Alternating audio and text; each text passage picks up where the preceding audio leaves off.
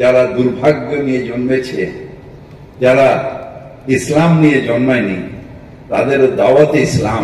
মমতা ব্যানার্জির লাগবে কেন? মমতা ব্যানার্জি তো দুধেল গাই, 40% ভোট ব্যাংকে কনসলিডেট করা যাবে। যদি লাগতো মমতা ব্যানার্জির, তাহলে তো ফিরহাদ ববি হাকিমকে সাসপেন্ড করে দিতে পারতো। মেয়র থেকে পদত্যাগ করতে বলছে না কেন? আমাদের পশ্চিমবঙ্গে পরিষ্কার, আমাদের এবার যে ধরনের কাজ হচ্ছে তাতে কলকাতা শহরে হিন্দু মেয়র চাই, আমাদের এই জঙ্গি মেয়র চাই না। মমতা ব্যানার্জির দলে অনেক ভালো লোক আছে, ভদ্রলোক আছে, মমতা ব্যানার্জি তাদেরকে মেয়র করুক। বাঙালি হিন্দু কলকাতা শহরের মেয়র কেন ওই জঙ্গিটাকে মেয়র করবে মমতা ব্যানার্জি? ও তো জঙ্গি, পরিষ্কার বোঝা যাচ্ছে। যেই কথা বলতে পারে, এ তো গাজওয়াই হিন্দের কথা, এ তো ISIS এর কথা, এ বোকো হারামের কথা, হাক্কানি নেটওয়ার্কের কথা, ওসামা বিন লাদেনের কথা বলছে ফিরহাদ ববি হাকিম। আমাদের বাঙালি হিন্দু মেয়র চাই কলকাতা। ফিরহাদ হাকিমের ধর্মের কথা বলেছেন, ওরা জঙ্গি, এরা সাম্প্রদায়িক লোক, যে পরিষ্কার দাঁড়িয়ে বলে যে মিনি পাকিস্তান তৈরি করেছি মিটিয়া বুরুজ, কলকাতা পোর্টের সমস্ত চত্বরে, কাতারে কাতারে রোহিঙ্গা ঢোকাচ্ছে বিএনআর, গার্ডেন রিচ ফ্লাইওভারের পাশে বিএনআর ওই ব্রুকলিন কোয়ার্টারগুলোতে, দিয়ে ওখানে মধুচক্রের ব্যবসা চালাচ্ছে।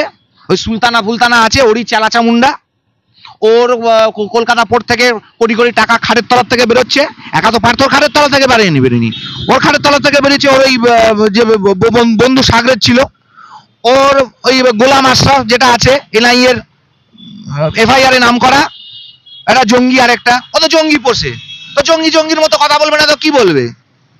পশ্চিমবঙ্গের বিভিন্ন ওয়ার্ড থেকে জঙ্গি ধরা পড়ছে, ও মেয়র, ওর কাউন্সিলররা তাদেরকে রেসিডেন্সিয়াল সার্টিফিকেট দিয়েছে, তাই জন্যই তারা সেখানে থাকতে পারছে।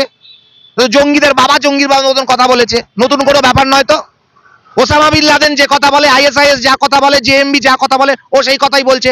ওর সাথে জঙ্গিদের যোগ আছে কিনা আগামী দিনে NIA তদন্ত হওয়া উচিত। ওকে, ওর NIA তদন্ত হওয়া উচিত, ওর সাথে জঙ্গি আছে কিনা, ও টেরোরিজমের ফান্ড পায় কিনা, ও গ্লোবাল মুসলিম টেরোরিস্ট ফান্ড থেকে টাকা পাচ্ছে কিনা, এই নিয়ে তদন্ত করা উচিত ভারত সরকারের। তো মিনি পাকিস্তানে যে কাজটা হয়, পাকিস্তান থেকে যে সমস্ত উদ্বাস্তুরা আসছেন, তারা যে কথাগুলো বলছেন, সেগুলোই এখানে মিনি পাকিস্তানে হচ্ছে, নতুন কোনো ব্যাপার নয়। আজকে লেক মার্কেট চত্বর পুরো হিন্দুর জায়গা, গড়িয়াহাট চত্বর পুরো হিন্দুর জায়গা, এত তো মুসলমান হকার বসিয়েছে কে? কোথার থেকে এসছে? আপনি আমার বাড়িতে চলুন, ভোরবেলা 4টের সময় ঘুম থেকে উঠবেন, চারধার দিয়ে আজানের আওয়াজ পাওয়া যাচ্ছে। কাকে বসিয়েছে? কলকাতা রোয়িং ক্লাব 1858 সালে প্রতিষ্ঠিত, তাদের মুসলমান বাবরচিগুলোর জন্য একটা টিনের চাল দেওয়া একটা জায়গা করে দিয়েছিল ওই লেকের ওখানে, সেটাকে লেক মসজিদ তৈরি করে দিয়েছে এই ববি হাকিম করে দিয়েছে। আজকে পাড়ায় পাড়ায় প্রত্যেকটা হিন্দু এলাকায় বস্তির মধ্যে মুসলমান ঢুকিয়ে দিচ্ছে, ঢুকিয়ে সেখানকার ডেমোগ্রাফি বদল করে দিচ্ছে। কোরআন তো পড়া উচিত, কোরআন পড়ুক, কোরআন পড়লে পরে তবে তো বুঝতে পারবে, কোরআন না পড়লে বুঝতে পারবে কি করে? কোরআন পড়বে, হাদিস পড়বে, এটা ভালো কথা বলছে। বাংলায় অনুবাদ করে প্রত্যেকের হাতে দিয়ে দিক, তাহলেই বুঝে যাবে দুধ কা দুধ পানি কা পানি। কে রাজধর্ম পালন করেছে? রাজধর্ম মুখ্যমন্ত্রী তার নিজের বাড়ি ছেড়ে দিয়ে চলে যায়নি, মাকে নিয়ে পাকসার কাছে ভাড়া থাকেনি, ভাইদের সঙ্গে লড়াই করে? মুখ্যমন্ত্রীকে ধাক্কাটা কে দিয়েছিল সেটা আমরা জানতে চাই। চিফ মিনিস্টারকে ধাক্কাটা কে দিয়েছিল? হাসপাতালে যখন ভর্তি ছিলেন, ডাক্তার তো বেরিয়ে এসে বলেছিল CM কে ধাক্কা দেওয়া হয়েছে, আমরা বলিনি, ডাক্তারই বলেছিল মিডিয়ার সামনে। ধাক্কাটা কে দিয়েছিল? মাথাটা কি করে ফাটলো? ওখানে কার গাড়ি উপস্থিত ছিল? বাড়ির লোকজন তো বলে দিয়েছে কার গাড়ি ওখানে উপস্থিত ছিল, যার গাড়ি ওখানে দাঁড়িয়ে ছিল তার মানে সেই ভেতরে ছিল।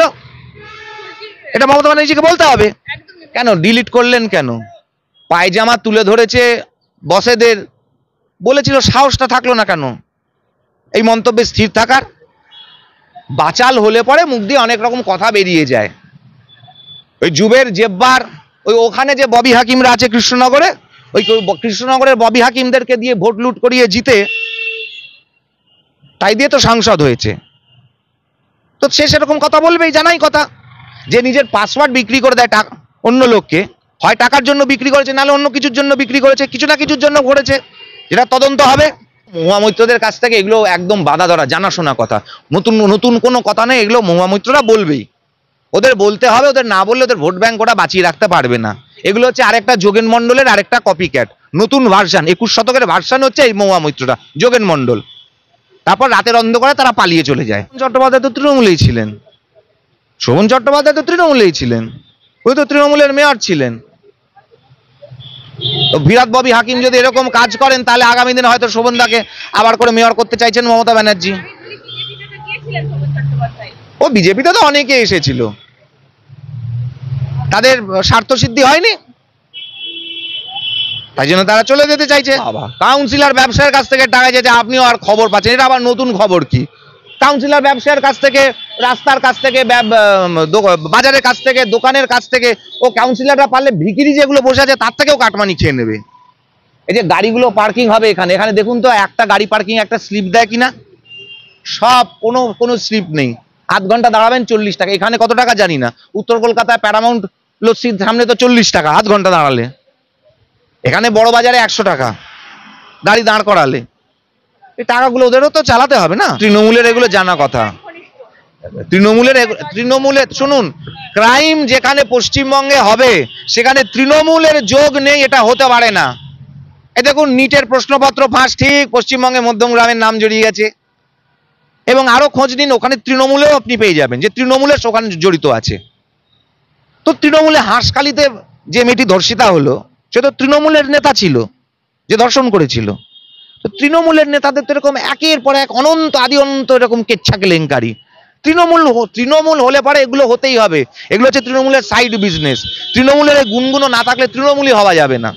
আপনিও যদি তৃণমূল জয়েন করতে চান, আপনাকেও কাটমানি নিতে জানতে হবে, শিখতে হবে।